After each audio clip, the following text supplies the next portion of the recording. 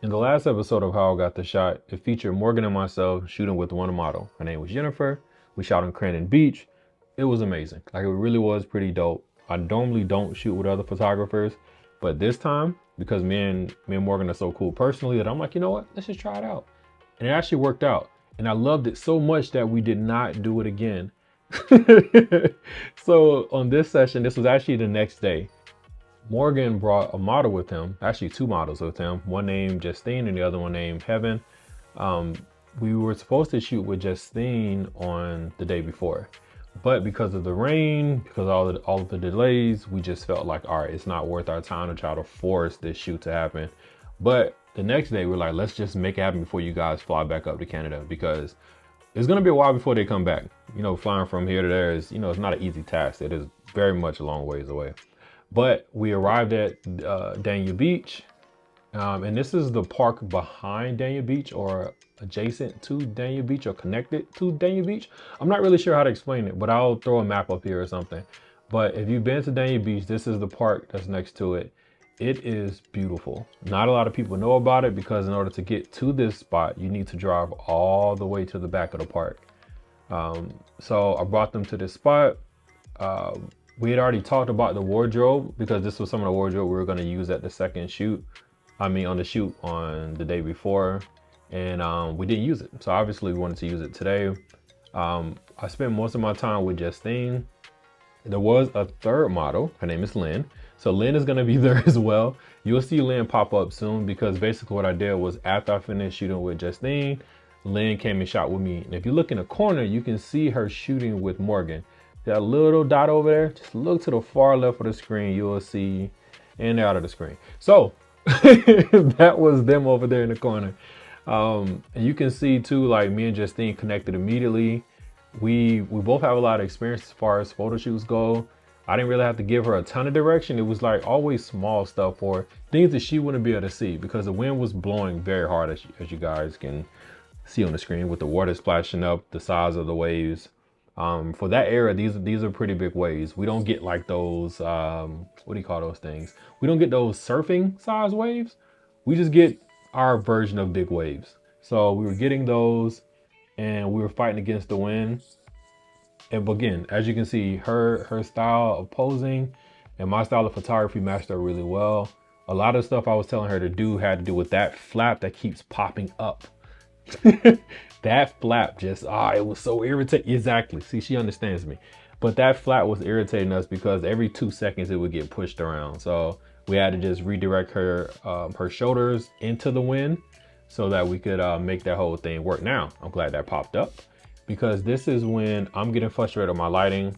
I was telling Jestina that I needed a light source, but I didn't want to bring out my Profoto strobes because just in case it rained, I didn't want to have to deal with that. So she gave me her, I don't know what brand it is. I'll ask her what brand it is and put like a link or something about it.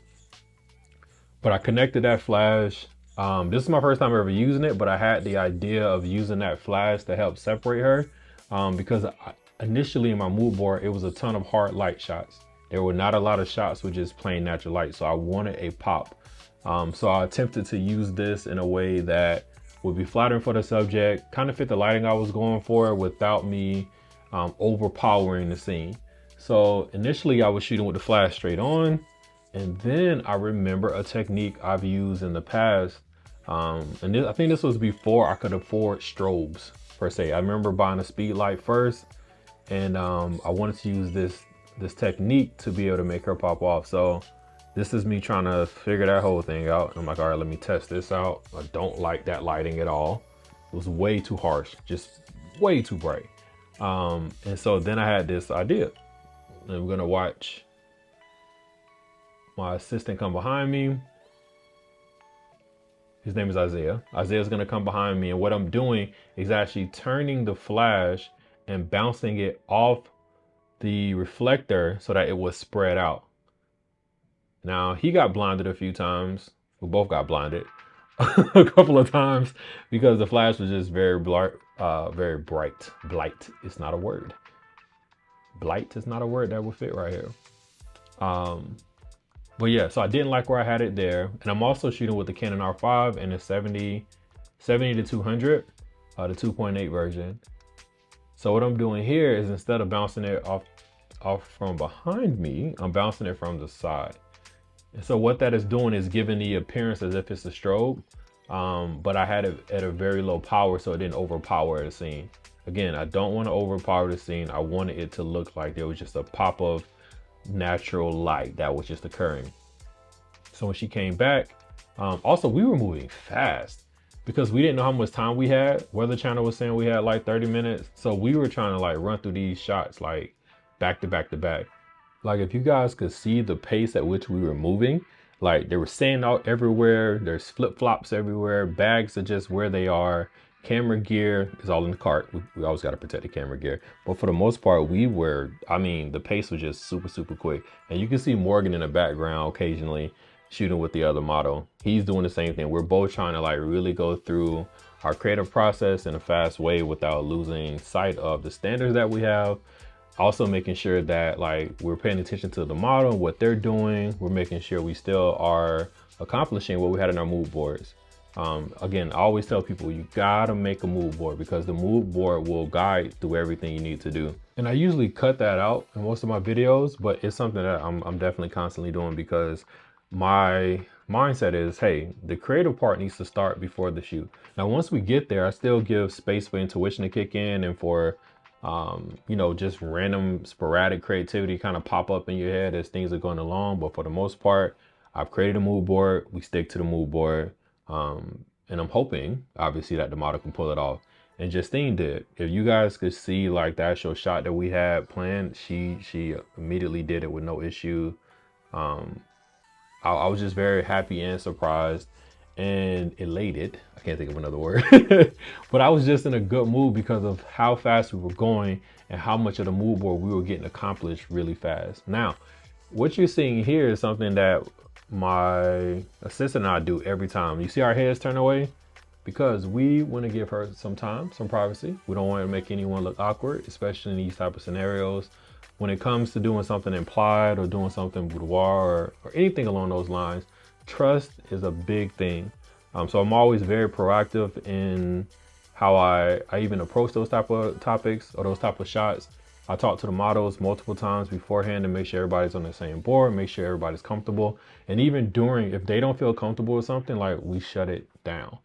So the same conversation I had with Justine about doing something implied was the same conversation I had with Lynn, because you'll see in her second look. It's just something that we had to just be mindful of to make sure nothing was showing, because the shots itself were just gorgeous without having to wear any like cover-ups below or, you know, any just additional piece of garments or anything would have taken away from the actual concept that you'll see in a second. Her posing though, very, very editorial. I think she just really got it. And we didn't talk a lot because this was our first time meeting. I wasn't even sure she was gonna be there because of some behind the scenes stuff. And it wasn't anything negative, just more of a scheduling thing. But we weren't sure if she was gonna be able to make it. But I'm glad she did because her style of posing fits exactly what I do as a photographer. I was just very, very impressed with what she was able to do. Now we're moving on to the second look for Justine. I mean, kind of it's the third look if you count the pants by themselves as one look and the actual shirt as another. But this will be your second or third look. And in the background, Morgan is on the other side posing. I see you back there, Morgan. Morgan showing the ladies how to do it. Proud of you, man. Again, this was our first time like interacting. So this was not our first time, like not that day, but this was the first weekend that we've ever actually met each other. So like, it was cool seeing another photographer actively working and doing work that I'm a fan of. So yeah, and then prior to that, Justine and Jestina, come on, Dion, you can do this. My assistant, Jestina, had grabbed everything from the background because I know I can do a lot of stuff in Photoshop, but there is no point in me proving it when I don't have to. So if it's something on set that we can fix or move, we move it. Also, guys, if you are on set, it's good to have two reflectors because one reflector can work, as you see, as a place for people to put their things. The other reflector can actually be used in the photos. So I definitely use them for both. Now, I call this photography yoga because there is times when I can get in position that I can normally never get into. I mean, sitting is easy, but some of these squats and these angles, I'm just like, whatever it takes to get there, whatever it takes for my body to get in position, because I'm not gonna miss the shot. And I have a rule: you do anything for the shot, which could mean yoga. I might do a split or go into a very, very deep squat that I didn't know I could possibly do. It's just listen, whatever it takes for the shot, man. Just whatever it takes. And you can see Morgan is back there putting in work. Now, we didn't even decide to put that camera focus on him, but it is what it is. And this is me asking for my phone, and we're going fast, as I was telling you. Like, I don't normally just rush my sister to do things, but I'm rushing because we are trying to get a lot accomplished in a few seconds. As you can see, everyone's happy with what we're accomplishing. I'm showing Justine the mood board. That's how you differentiate the two: Justine and Jestina. One has a, one has an een. Never mind. All right, so we're moving on to the second part of this look. I want to make sure I got a lot of full body stuff. I mean, I got some full body shots when she was laying, but I want to make sure I get some standing. I want to just make the most of this look in a short amount of time that we had. And again, she was doing so good. Like, I had to make sure right then I gave her a compliment as far as her like posing, her pacing, her attention to detail, and she's very, very aware of her body. I then learned a little bit later on that she was a gymnast for many years. And that explained her athleticism, that explained her body, her ability to recognize what her body was doing. Because sometimes you could show somebody something and they think they're doing what you're showing them, and they are not doing what you're showing them at all. Like, just not at all. But I didn't have that issue with her, not one time. And as a photographer, that allows me to like really focus in on the composition, focus in on my settings, not get distracted by the rain that's hitting us a little bit.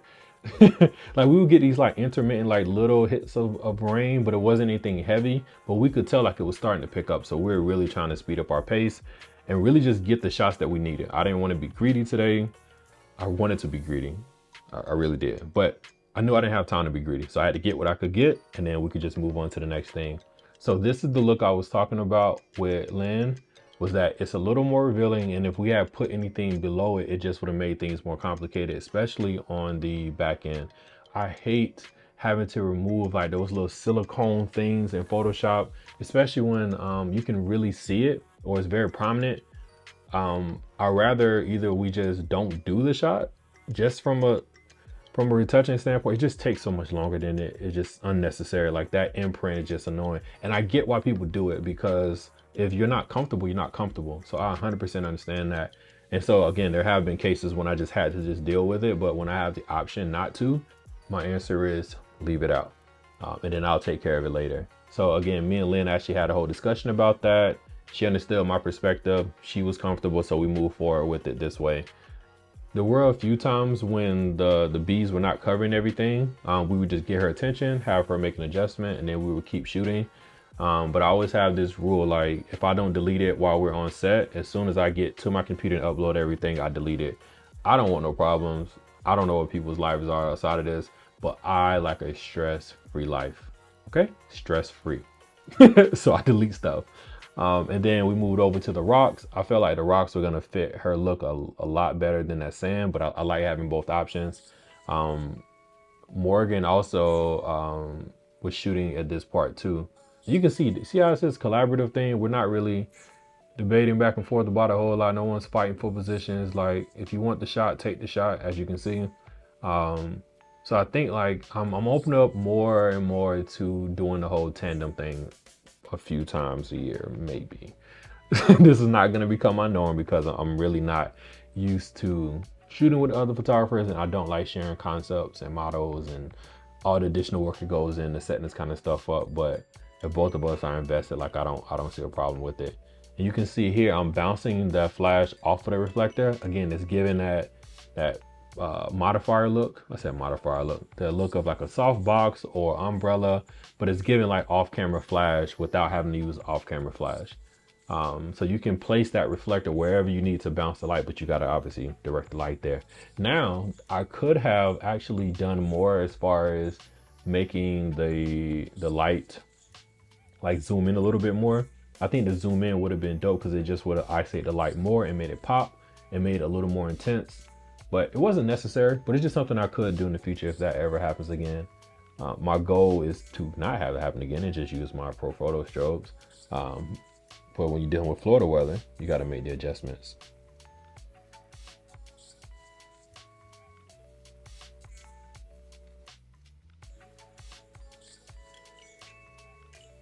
And Lynn did a really good job of following directions. Again, we've never met before, so it's always interesting trying to get that dynamic figured out. But she did a really good job of making sense of what I was saying to her. And then just really going through with the mood board, or the few things that we did talk about. I guess it's more of a verbal mood board. We didn't we didn't plan this part out because again, we didn't know if she was gonna be there or not. But once we did get there, we had a discussion about what we were trying to accomplish, and I showed her my work and she was like, yeah, I get it. You're an editorial fashion photographer. You like the dramatics. So she went with the dramatics. I think it worked out really well. And we're still bouncing the light off the reflector, and my assistant is getting a workout. I don't know if you see his forearms, the boys, he's going through a whole body clenched up because the reflector is 6 foot. It's the size of him. And the wind is throwing it everywhere.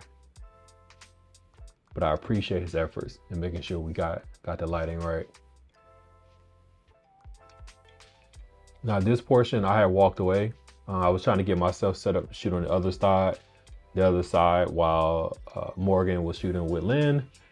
I really like I like the posing here. I wish I had been there to get that shot. And I wish, oh my God, if I could have got the water to splash up at the right time. I didn't have time to wait for it to flash at the right time, but I know if we had the time to wait for those flashes, epic shots. Just imagine what she's doing right now, adding a big splash of water. Absolutely beautiful. All right, so we're moving on.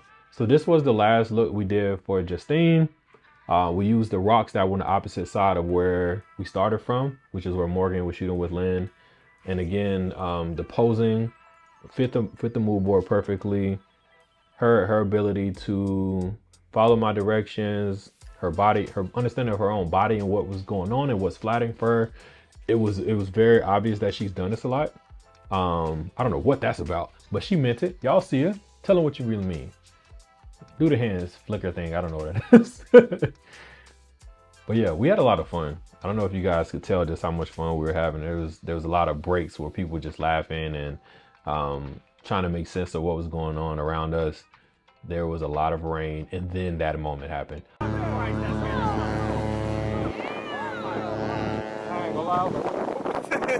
I had a whole history because there was a cruise boat going by, a cruise ship. It was a ship that I think was huge, and he blew his horn, or they blew the horn. Could have been a woman. They blew their horn, and it made all of us.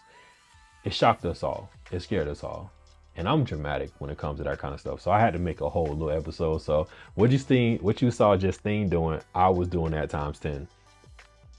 I think one of the best things about doing shoots when there's a lot of people there is the vibes. I'm really big on vibes. I'm really big on having a good time. So like making sure that we had that balance between laughing and joking, but then having our moments where we're, very much focused on making sure we got the shots, because if we don't have the shots, then we're doing nothing. We got to get those shots. Like no matter what's going on, we got to get those shots. And that was happening today for sure. As you guys can see, these shots are just amazing. I did switch from the 70 to 200 to the 24 to 70 at one point because I wanted to take advantage of just the way the rocks were set up. And I love having my model centered in those type scenarios because that's just my style. And I know how good it looks on camera. Now you see, I've already switched to the 24 to 70. But I just know how well it works. Especially when I can get low in the area, use the rocks in the foreground to really push the shot a little bit more. And also, like, if you shoot low enough, you won't see the water behind her. So it looks like she's in a whole nother, like, isolated scenario.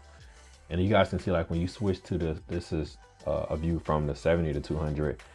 When you can isolate her with that 7200 as well, it's two different types of isolation, but you can get the compression in this scenario. It just looks like it's only her, the rocks, and the water, and that's it. And if we could get those splashes just to be bigger. I wish it was more windy. I don't, because if it was more windy, it would have been hard to use reflector or anything else, and that means that the rain would have probably been coming in faster. But from a dramatic water standpoint, yes, bigger waves would have been great. Remember earlier I spoke about letting intuition kind of kick in? So we had our mood board, we had the general things that we were going for, but when I realized that Lynn also brought a brown bathing suit, I'm like, oh, this will actually match up perfectly if I had her and Jestina in the same spot. And luckily we had enough time, because it hadn't fully rained yet, but we had enough time to go through this tandem thing, and I really liked the two of them together. Their styles of posing are slightly different, but it actually balanced out really well to the point where everybody was excited. And I think Morgan got some shots as well. Yeah, Morgan got some shots of this as well, because it was just dope. I'm not sure how I'm going to do it in post yet, but I have a feeling I'm going to try to match up the browns. So either I'm going to match up the hues together, or maybe I just match up the luminance of each one or the brightness level of the browns. But I know I want them to match a little bit closer, as if they were in the same campaign together. But I really, really like the fact that they both had it, and we got these really dramatic shots out of it. At this point, I think the rain hit, and we decided we gotta go. I like to give high fives. I'm a high fiver. And one more time for the camera. We gotta make sure, let them know what it is and what it isn't. Yep, and we out of there. Yeah. We out of here, man. This is recording? Yes. All right, we're done. But let's get Morgan in that pussy. You know what I'm talking about? It's raining. Let's go. Okay.